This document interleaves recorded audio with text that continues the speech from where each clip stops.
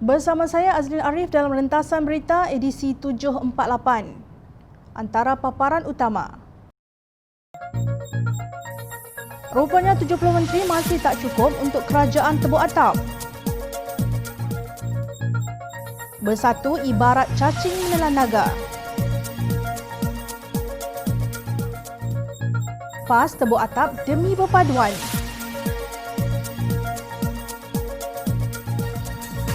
Rakyat memahati tolak pengkhianat.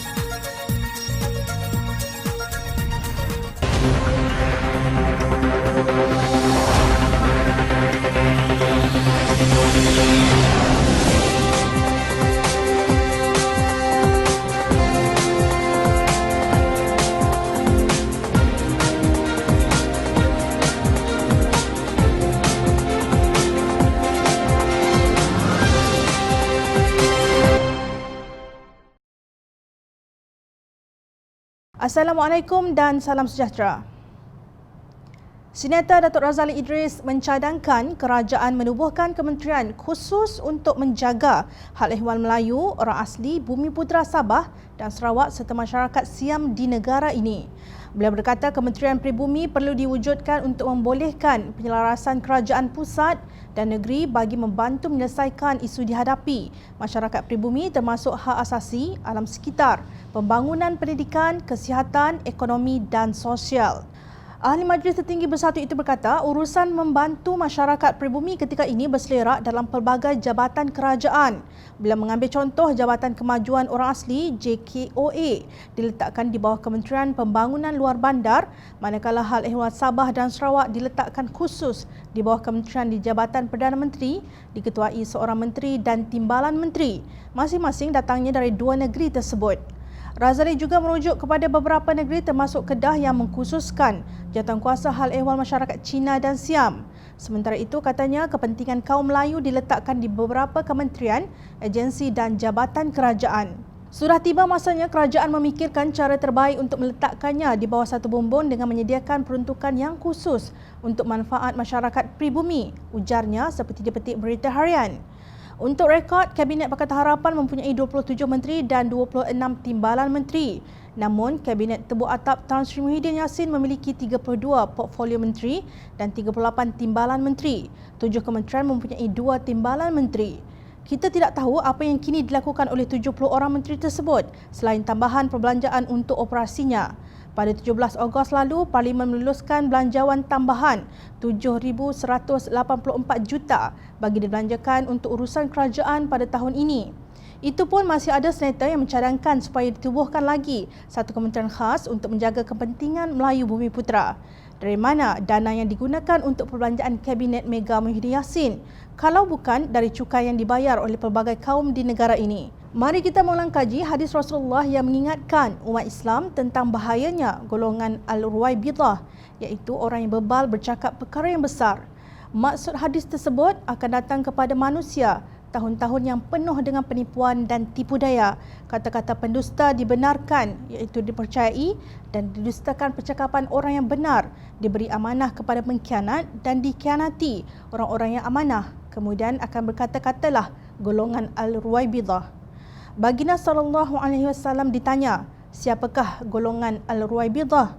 Maka Baginda SAW menjawab, orang yang bodoh lagi fasik berbicara, yakni mengurus berkaitan perkara umum yang besar. Hadis riwayat Ibnu Majah. Golongan Ruwaibidah merupakan golongan yang lemah dan tenggelam di dalam hal-hal keduniaan dan sentiasa menginginkannya. Jika dituruti kehendak gerombolan asabiah ini, bilangan menteri dan timbalan menteri tidak akan cukup sehingga setiap kelompok mempunyai seorang menteri dan timbalan menteri. Banyak lagi hadis-hadis yang mengisahkan mengenai kebodohan ini. Cukuplah dengan hadis sahih peringatan Rasulullah tentang kewujudan golongan Ruwaibidah ini. Mungkinkah jika dilayan kehendak puak-puak ini, kita akan ada nanti sekurang-kurangnya jabatan orang Cina, orang Tamil, orang Jawa, orang Banjar, orang Bugis dan lain-lain, kerana bilangan mereka di negara ini agak besar juga. Majlis Istiadat Angkat Sumpah Ketua Menteri Sabah yang baharu sudah pun berlalu di hadapan Yang di-Pertua Tun Juhar Mahiruddin di Istana Negeri. Sah Ketua Badan Pimpinan Bersatu Sabah, Datuk Sri Haji Jinur, kini Ketua Menteri Baharu Sabah. Sementara itu, Ketua Barisan Nasional Sabah Datuk Bong Mokhtar Radin bersama Presiden STAR Jeffrey Kitingan dan Naib Presiden PBS Joachim Gunsalam dilantik sebagai Timbalan Ketua Menteri Sabah. Bilangan timbalan Ketua Menteri yang ramai itu mencerminkan sikap kerajaan persekutuan yang dipimpin oleh Bersatu. Bong dikatakan akan memegang portfolio perumahan dan kerajaan tempatan. Jeffrey diberi portfolio pertanian dan perikanan, manakala Gunsalam bertanggungjawab ke atas pembangunan perindustrian.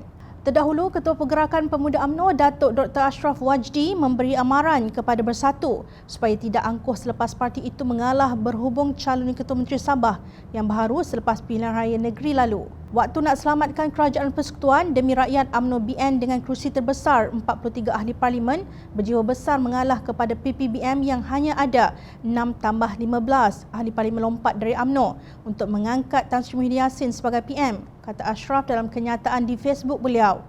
Kasihan sungguh melihat Ketua Pemuda UMNO ini entah hendak selamatkan kerajaan persekutuan dari apa sehingga hari ini rakyat tidak tahu. Waktu nak tubuhkan kerajaan Perak demi rakyat, UMNO BN dengan kerusi terbesar 25 adun berjiwa besar tetap mengalah kepada PPBM yang hanya ada 4 kerusi untuk mengangkat Datuk Seri Faizal Azumu sebagai MB. Katanya lagi, begitulah nasib UMNO yang begitu terdesak hendak berkuasa sehingga sanggup melutut kepada Bersatu yang sebenarnya hanya menang 1 kerusi masa pilihan raya umum ke-14 lalu. Mengenai nasib buruk mereka setelah menang di pilihan raya negeri Sabah, Ashraf berkata, waktu nak tubuhkan kerajaan Sabah demi rakyat, UMNO BN dengan kerusi terbesar 14 adun berjiwa besar sekali lagi mengalah kepada PPBM yang hanya ada 11 kerusi untuk mengangkat Datuk Seri Hajiji sebagai KM.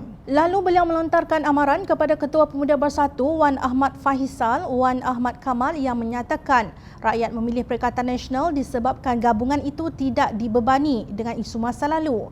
Justru jangan melampau. Ahli-ahli UMNO juga ada maruah. Tidak selama juga kami boleh mengalah.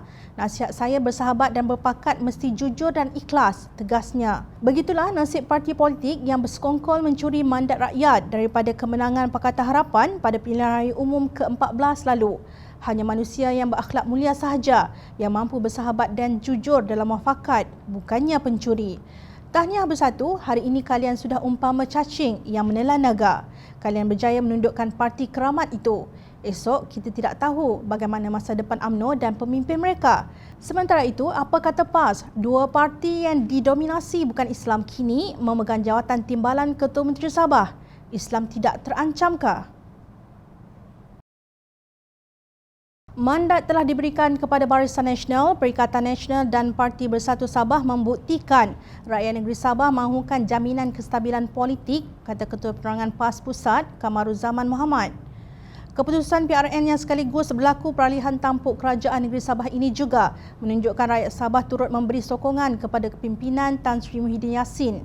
Ini bermakna perubahan yang telah berlaku di Semenanjung adalah relevan serta diterima oleh rakyat di Malaysia Timur setelah terdahulu kepimpinan di Sarawak juga mengesahkan sokongan sama, katanya dalam Harakah Daily. Kamaruzaman melihat keputusan pilihan raya negeri Sabah sebagai isyarat penolakan ketara rakyat Malaysia kepada Pakatan Harapan yang terdiri daripada gabungan DAP, Keadilan, Amanah dan Warisan. Ini juga pengajaran buat semua pihak betapa agenda kesatuan dan perpaduan adalah perkara penting yang amat didambakan rakyat demi kesejahteraan dan keharmonian, ujarnya. Menurut beliau, kemenangan GRS di Sabah pada pilihan raya negeri ini juga menunjukkan penerimaan masyarakat majmuk termasuk dari pelbagai etnik dan penganut agama kepada politik yang mementingkan rakyat dan negara. Selepas Ketua Dewan Ulama PAS Nizawawi Saleh menghina kitab Injil, pemimpin PAS berkata mereka mengamalkan politik kesatuan dan perpaduan. Selepas Muhyiddin Yassin mengagihkan kedudukan dalam syarikat berkaitan kerajaan dan agensi kerajaan kepada ahli politik dan membuang para profesional, pemimpin PAS kata mereka mengamalkan politik yang mementingkan rakyat dan negara. Kononnya mereka tidak mengamalkan permainan politik keterlaluan dan ekstrim yang menggugat dan mengancam kestabilan tadbir urus ekonomi dan kehidupan rakyat. Begitulah puji-pujian yang diberi oleh pemimpin PAS terhadap Perikatan Nasional walaupun PAS tidak diberi walau satu kerusi pun untuk bertanding dalam pilihan raya tersebut. Ahli Jawatankuasa Amanah Nasional Muhammad Faiz Fazil menyifatkan yang berkuasa adalah duit, bukannya prinsip. Menurut Suruhanjaya Pencegahan Rasuah Malaysia, SPRM, pihaknya menerima 10 laporan berkaitan rasuah sejak kempen pilihan raya negeri PRN Sabah bermula 12 September lalu. Ketua Pesuruhjaya SPRM Datuk Seri Azam Baki berkata daripada jumlah itu pihaknya membuka satu kertas siasatan membabitkan 2 individu yang disyaki menerima wang tunai untuk diagihkan kepada pengundi. Siasatan ini masih dijalankan dan kedua-dua individu berkenaan masih lagi ditahan reman dan kita juga masih menjalankan siasatan berkenaan aduan-aduan yang lain, katanya seperti dipetik Berita Harian. Takkan dari 10 laporan cuma dapat buka satu kertas siasatan sahaja, yang 9 lagi laporan mengenai apa? Demikianlah corak politik kesatuan, perpaduan, mementingkan rakyat dan ekonomi negara seperti yang dibanggakan oleh pemimpin PAS. PAS hanyalah parti penunggang agama yang menyeret sekali rakyat ke dalam pemikiran politik sempit mereka, kemudian menuduh orang lain berbuat demikian. Mungkin pengurus Dewan Bahasa dan Pustaka perlu membuat kajian untuk mengubah maksud perkataan-perkataan itu dari sudut politik kerana jelas ia sudah tersasar jauh daripada maksud asalnya. Tutuplah matamu daripada kebejatan politik wang itu, tetapi Allah SWT sentiasa nampak apa yang kalian lakukan. Majlis Presiden Pakatan Harapan PH setuju dengan usaha membentuk kerajaan baharu selepas pengurusinya Datuk Seri Anwar Ibrahim mendakwa memperolehi sokongan majoriti ahli parlimen. Perkara itu dipersetujui dalam mesyuarat Majlis Presiden yang dipengerusikan oleh Anwar kemarin. Mesyuarat itu turut membincangkan mengenai keputusan pilihan raya negeri Sabah. Majlis Presiden menegaskan usaha mengembalikan mandat rakyat itu perlukan iltizam dan komitmen menegakkan keadilan, membanteras amalan rasuah dan memperbaiki institusi termasuk badan kehakiman. Pakatan Harapan turut mendoakan agar Yang di-Pertuan Agong sembuh dari sebarang masalah kesihatan dan kekal di bawah lindungan ilahi, kata kenyataan bersama Setiausaha Agong Parti dalam Pakatan Harapan. Kenyataan dikeluarkan Setiausaha Agong Keadilan Datuk Seri Saifuddin Nasution, Setiausaha Agong Parti Amanah Negara, Amanah Datuk Dr. Hatta Ramli dan Setiausaha Organisasi Kebangsaan DAP Anthony Locke. Nampaknya pimpinan Pakatan Harapan kini mengambil tindakan kunci mulut sebelum pertemuan dengan Yang di-Pertuan Agong Al-Sultan Abdullah Riayatuddin Al-Mustafa Billah Shah untuk membentangkan jumlah ahli parlimen yang dikatakan menyokong peralihan kuasa itu. Tindakan ini dari satu sudut mungkin baik kerana mengelakkan kesipuan jika apa yang dirancang tidak menjadi kenyataan. Ia juga baik kerana tindakan seterusnya tidak dapat dihidu oleh pihak lawan yang berusaha untuk menggagalkan usaha memulihkan mandat rakyat ini. Namun, dari sudut lain, ia menimbulkan tanggapan yang mungkin negatif bahawa ada sesuatu yang tidak kena. Harap ia tidak benar. Walau apapun, tindakan Pakatan Harapan tidak membawa masuk Tun Dr. Mahathir dan pejuang dalam rancangan baharu ini disambut baik oleh para aktivis yang mahu gabungan itu fokus kepada matlamatnya. Apa diharap padi seberang, entah bersih entahkan tidak. Apa diharap kasihnya orang, entahkan sudi entahkan tidak. Pasukan kepimpinan dalam Pakatan Harapan terdiri daripada gabungan ulama dan profesional yang mantap. Kita memiliki pakar dalam bidang toksikologi, Datuk Seri Dr. Zulkifli Ahmad yang berjaya menangani pandemik COVID-19 sebelum ia merebak seperti sekarang. Beliau bukan Menteri Air Suam. Kita ada Menteri Hal Ehwal Agama, Datuk Seri Mujahid Yusof yang berpendidikan juga dalam pengurusan dan sumber manusia yang berjaya menyelamatkan tabung haji daripada muflis.